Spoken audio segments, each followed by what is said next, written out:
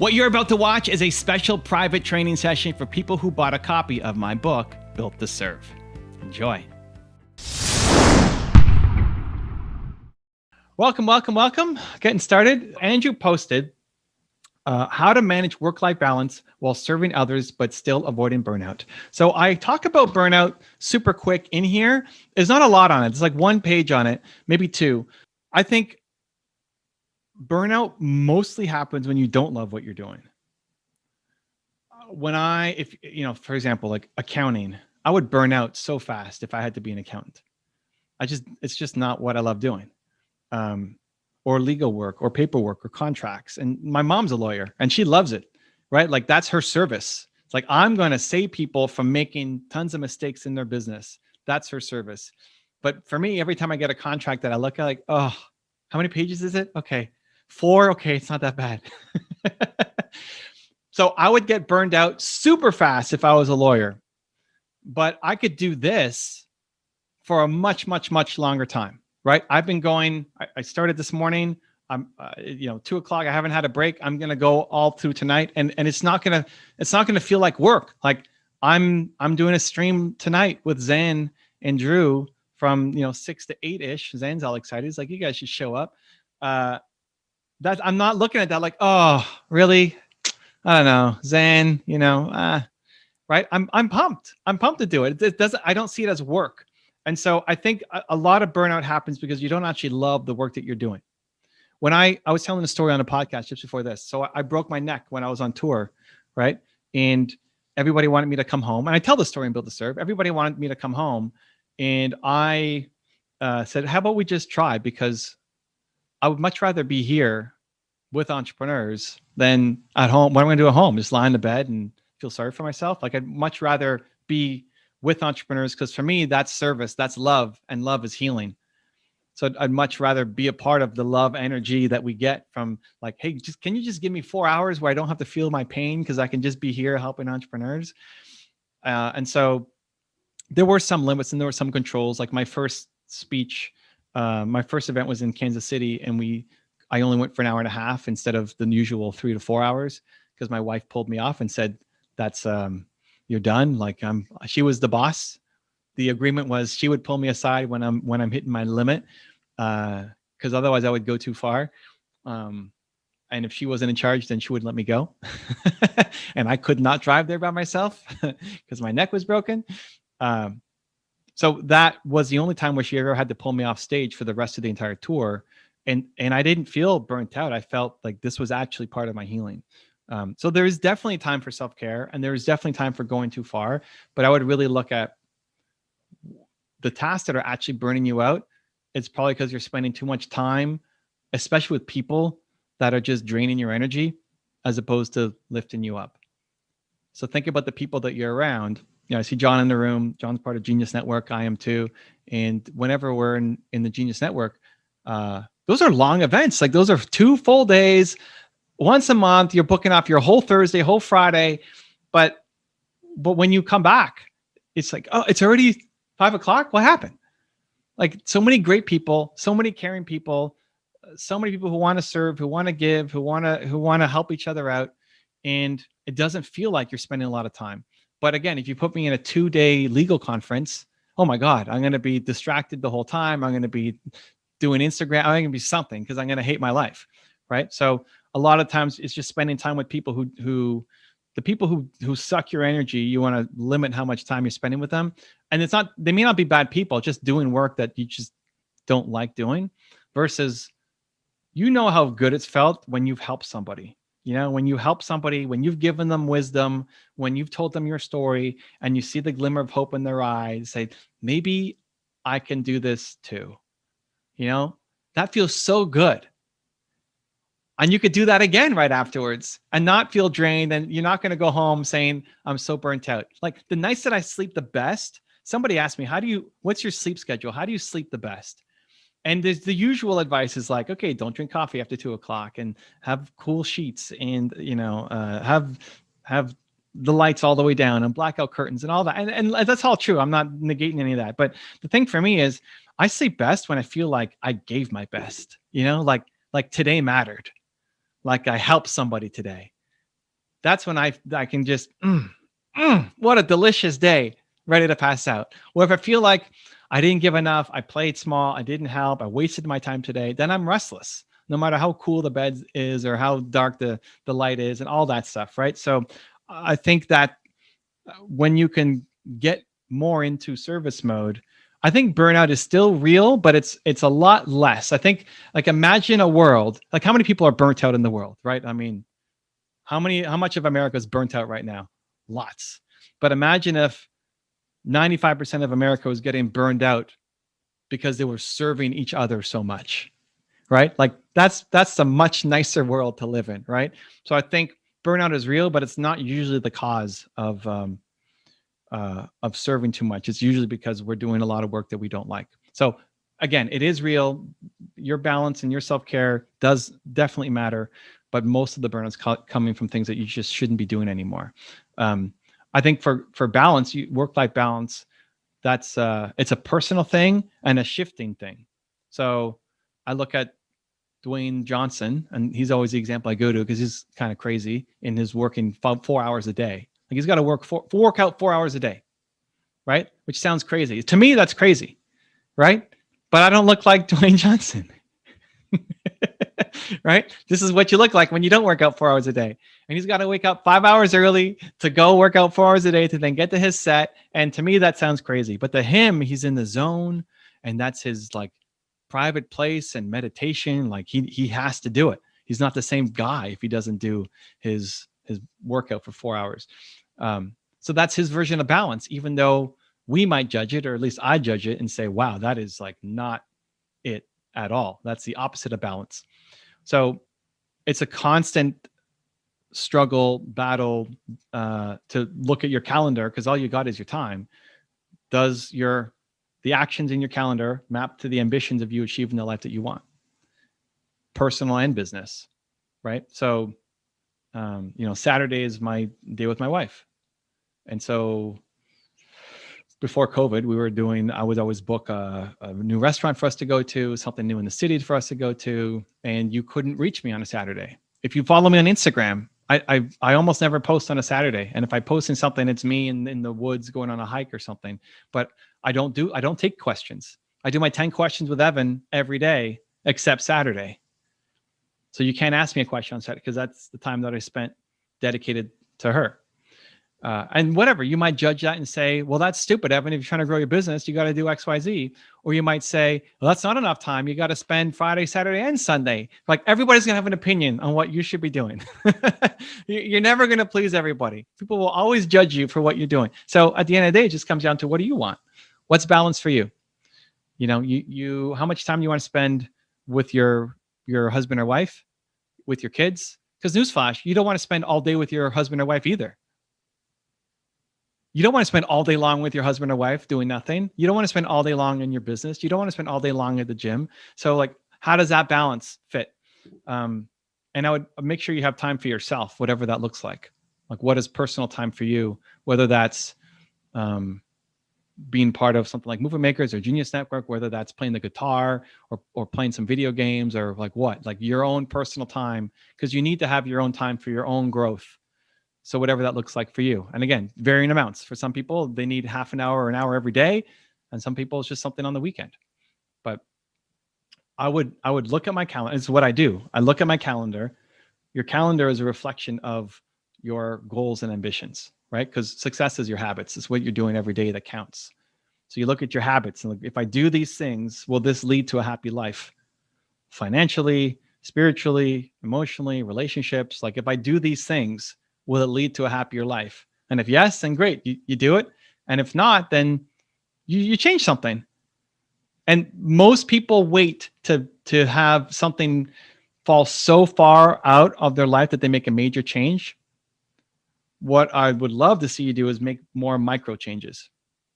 So most people don't make a change until they don't change their diet until they have a heart attack. They don't quit that job and look for a business until they just hate their boss so much that they have to leave. Instead of making these macro adjustments, it's better to make more micro adjustments more frequently. So you change your schedule maybe every week in a little tiny way if you need to, instead of sticking with the same schedule and then 5 years later totally hating your life and then having to make some major change. So constantly I'm looking at my calendar, and it's a reflection of what means the most to me. COVID has changed a lot of things, obviously, for me, for everybody. So look at your calendar for the next week and say, hey, if I started doing these tasks, will I get closer to achieving my goals or not? That was a good one. That was a good question. Hopefully a good answer. But thank you, Andrew. So as we go along, guys, I mean, there's still the ones in the Facebook group, but if you have questions while we're here, pop it in the chat. I'll do my best to help answer. Zan is saying you have to enjoy the process. BTS page 145. There you go. Zan, I'm talking about there's one about burnout. There's a page on burnout that specifically addresses that. John is asking, it seems as if you chose to work with your natural gift and talent and monetize it and make sure we structure our business to fit our desired lifestyle. We last longer. Yeah, 100%. 100%. I mean, you got it, John. I look at people who are looking forward to retirement. It's like, well, what are you retiring from, right? Like you want to serve forever. And so my goal is I want to be 120 years old and still helping entrepreneurs in some way. Like I might be in a wheelchair, or I might be in a home or something, but as long as I can think, as long as I still got this, like everything else might fall apart, but as long as I still got my brain and I can talk, even if I can't talk, I'll be writing, I'll be using my foot to paint, anything, just to try to help. I don't ever want to stop doing it. That's why the who and the why are constant forever, and the how will change a million different times. But I've seen a lot of friends and parents of friends who, as soon as they stop serving, as soon as they stop their job, like everything just falls apart. Their health falls apart, their relations fall apart.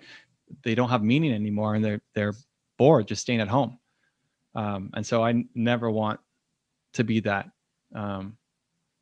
It may not always be always on, but this service, I think, it's just a human need. I think service is a human need.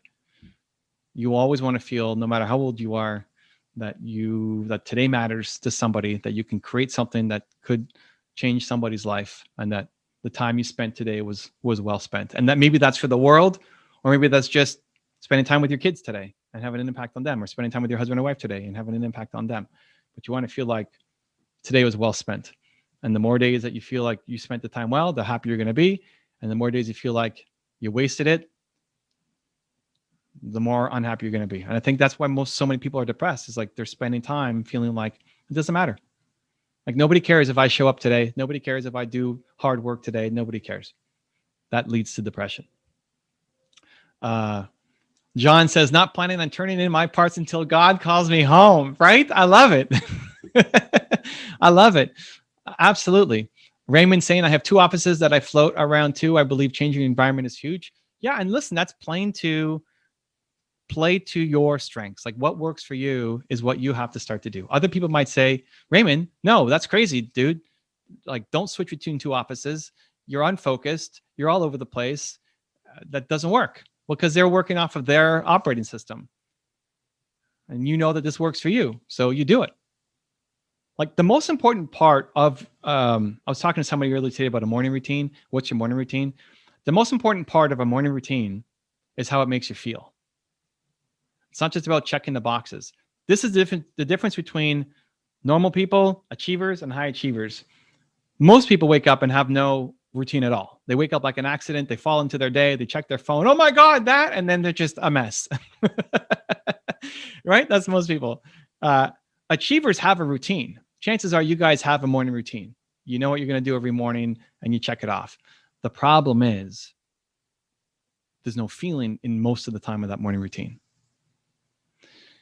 You're checking the box because you know that watching a video or reading that book or listening to that podcast is the thing that will get you fired up.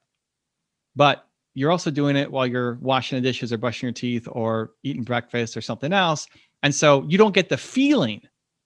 You can check the box and say, I did it. But you don't feel bold. You don't feel powerful. You don't actually feel inspired. That's the difference. You want to move from being an achiever to a high achiever. Your morning routine has to make you feel bold, powerful, inspired, and ready to take on the day. And that might mean just keeping your morning routine, but doing it with more intention. I had a woman show up to my event in New Mexico, and she said, I asked her, what's the most powerful part of your morning routine? It's like, she said prayer. So prayer was the most powerful part of my routine. Like, every day you pray? Every day I pray. Okay, great. How many days do you pray and you get the feeling of the closeness to God and you're ready to go take on the day?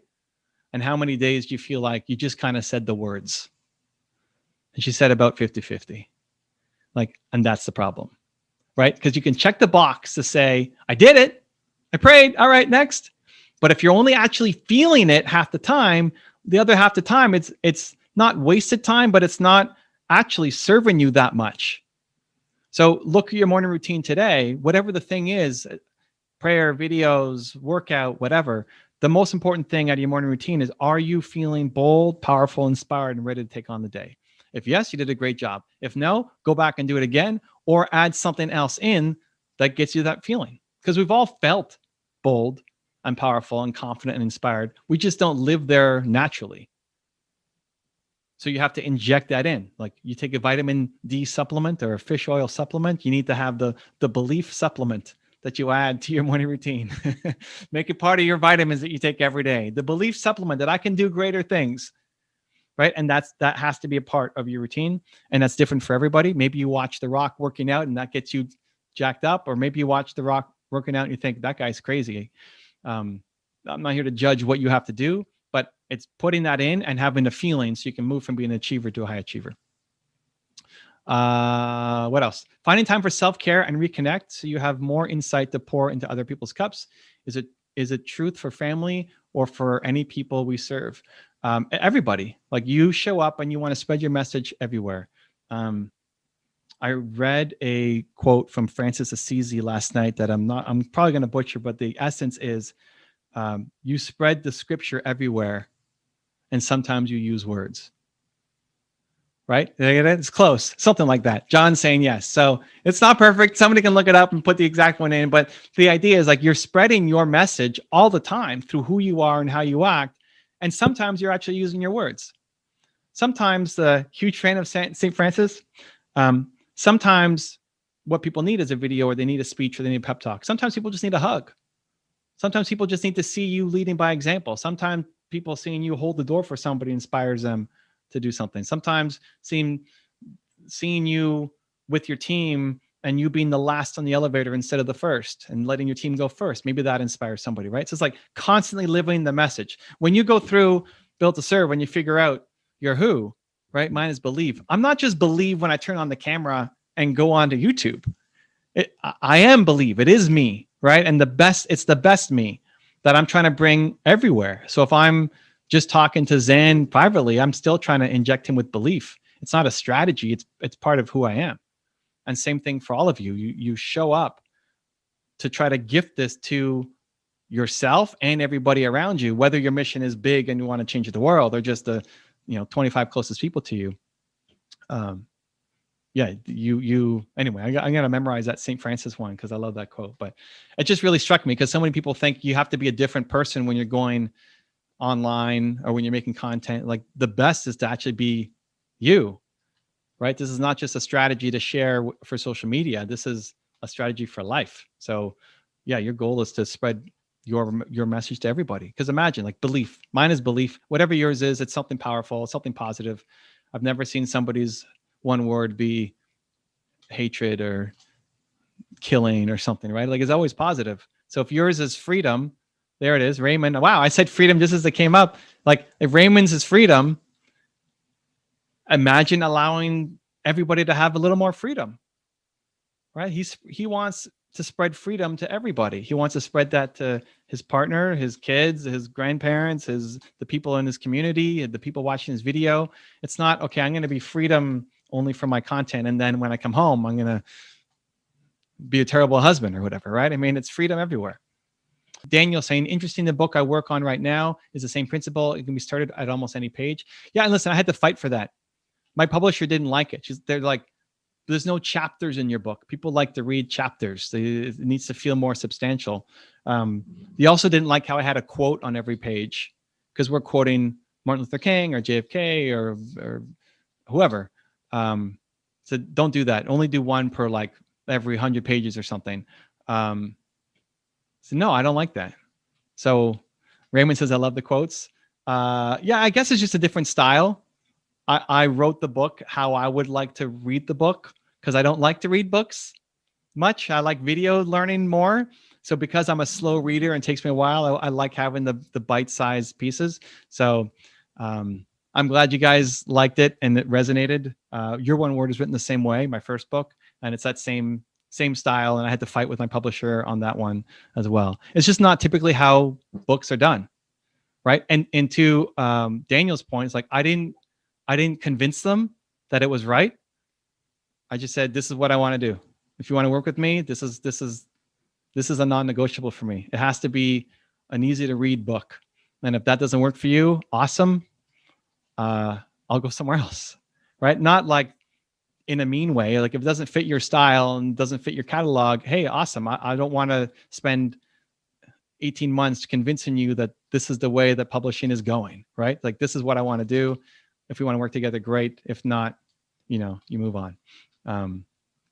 One last quick story on that. Zan and I do our nightly gaming stream I play League of Legends and we answer business questions. It's evancarmichael.live. And when I first came up with the idea, I actually offered the opportunity to my friend Mark, because we have a podcast together and we do a lot of work together. And I just felt right that he would be the first guy that I offered it to. And I said, there's no way you can do this, but I just want to let you know that I'm doing this. And I wanted to give you the first opportunity. He's got 4 kids and his wife and his all time. And he's like, hey, I can make it work if you move it half an hour later. I'm like, I can't move it half an hour later. This is the time I have to do it. So he had to say no. So then, and I was assuming that anyway. So then I messaged Zan and said, Zan, I got this opportunity. I want to do this with you. And he's said, okay, I can do it every day except whatever day, because I got to go pick up my wife or whatever. And then he's like, no, whatever. She can pick herself up. I'm going to do this. And I don't know, whatever. He worked it out. It happened. Maybe he's got to cook extra for her or something. But, Mark couldn't make it happen. And Zan did make it happen. And if Zan said no, it's like, hey, Zan, no worries, man. You got to be with your wife. Great. Pablo, I'm starting this show. You interested? Right? I mean, I don't want to convince Zan to change his whole life to make this work. Could it be a great opportunity for him? Absolutely. Will it, is it worth the effort? Maybe not. Same thing with my friend Mark for a decade. It would have been amazing opportunity for him to say yes, but I don't want to be in the business of convincing people, right? It's just so much easier to go faster when you're not trying to convince people.